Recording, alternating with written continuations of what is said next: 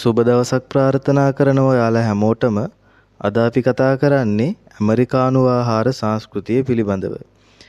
ඇමරිකානු ආහාර සංස්කෘතිය විවිධාකාර වන අතර ගතික සහ රටේ බහුසංස්කෘතික උරුමයන් බොහෝ ප්‍රමාණයක් ඇති නිසා වෙනස් වෙනස් ආහාර සංස්කෘතීන් විශාල ප්‍රමාණයක් ඇමරිකාව තුළ අපට දැකගත හැකිය. දිගු ඒකාකාරී සූපශාස්ත්‍ර ඉතිහාසයක් ඇති සමහර ජාතීන් මෙන් නොව එක්සත් ජනපදය විවිධ සංක්‍රමණික කණ්ඩායම් වලින් සමන්විත සාපේක්ෂව තරුණ රටකි.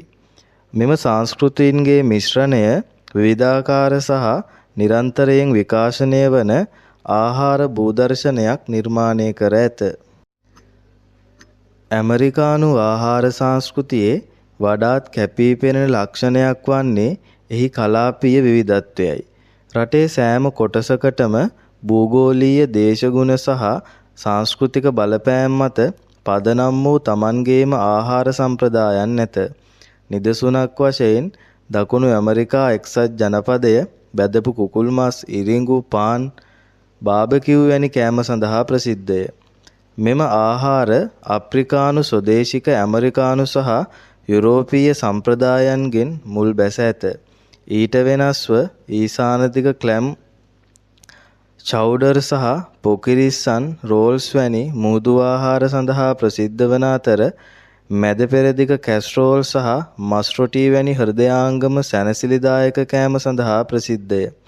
නිරිත දිග සහ බටහිර වෙරළ තීරය මෙක්සිකානු, ආසියානු සහ ස්වදේශික ආහාරවලින් බලපෑම් ලබා දෙන අතර ටැකෝස්, සුෂි සහ පෝක් වැනි ආහාර එදිනෙදා ආහාර වේල් බවට පත්වේ.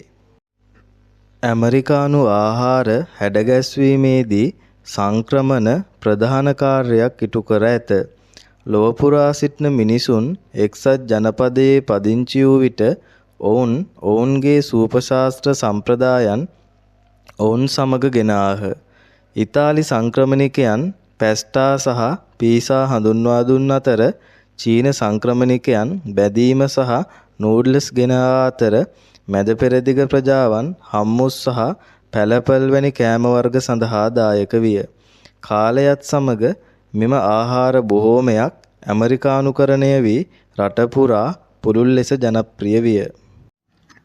ක්ෂණික ආහාර යනු ඇමරිකානු ආහාර සංස්කෘතියේ තවත් වැදගත් කොටසකි. මැක්ඩොනල්ඩ්ස්, බර්ගර් කිං සහ KFC වැනි දාමයන් එක්සත් ජනපදයේ ආරම්භ වී ගෝලීය වශයෙන් ව්‍යාප්ත වී ඇත.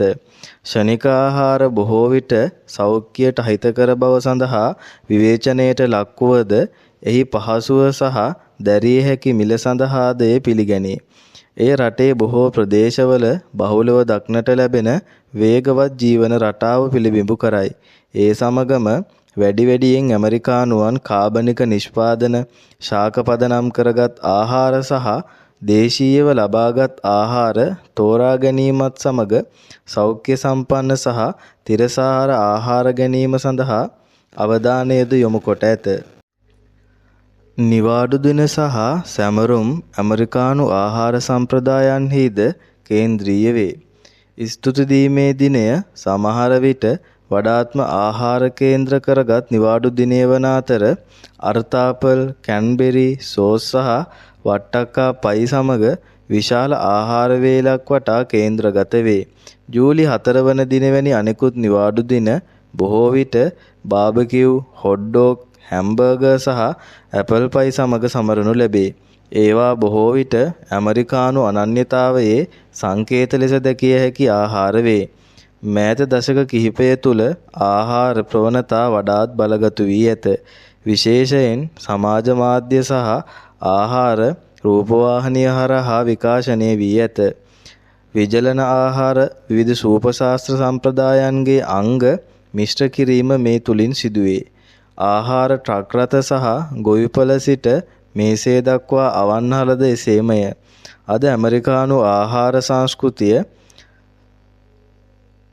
සාම්ප්‍රදායානුකූලව පමණක් නොව නවෝත්පාදනය සහ අත්හදා බැලීම් ගැනද උනන්දුවක් දක්වයි.